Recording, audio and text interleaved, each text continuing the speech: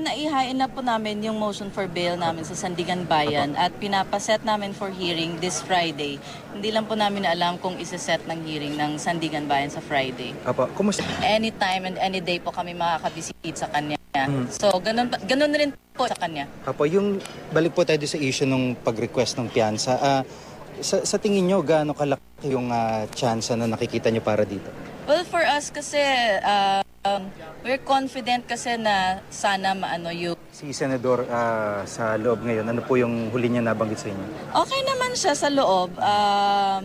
Mainit yung lugar kasi kahit kami pawisan. Pero para sa kanya, wala siyang reklamo. Ganon pa rin yung suot niya, naka-long sleeves pa rin siya, pero parang hindi siya pinapawisan. Although mainit nga, pero hindi siya nagre-reklamo. Kayang-kaya niya. Wala ho ba siyang parang... walang din paglabas nyo na dalhin o ihanda? Katulad nung nakaraan, may mga pahuling request si Senador Revilla na air cooler at kung ano na pa. Wala naman. 9 o'clock in the morning to 3 p.m. Pero although may po mga lawyers, pati na rin doctors and spiritual advisors, anytime and any day po kami makakabisit sa kanya. So, ganun rin po sa kanya. Apo, yung balik po tayo sa issue ng pag-request ng piyansa. Sa tingin nyo, gaano kalaki yung tsansa na nakikita nyo para dito?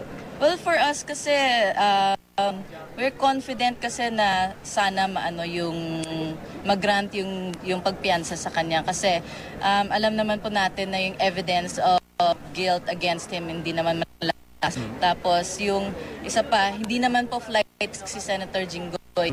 Ever since sa lahat ng privilege speech niya, sinasabi niya na hindi siya tatakas at hahapin niya yung kaso niya, yung charges against him sa korte. Opo, so sa ngayon ho, after today, ano po yung mga haking paragawin ng legal team po ninyo?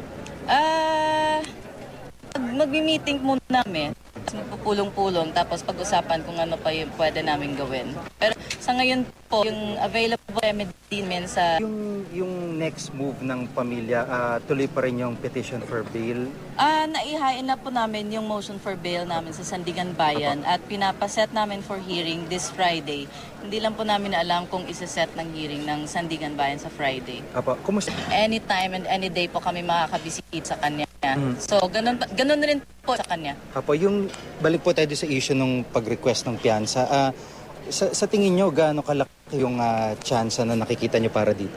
Well, for us kasi, we're confident kasi na sana maano yung... Si Senador sa loob ngayon, ano po yung...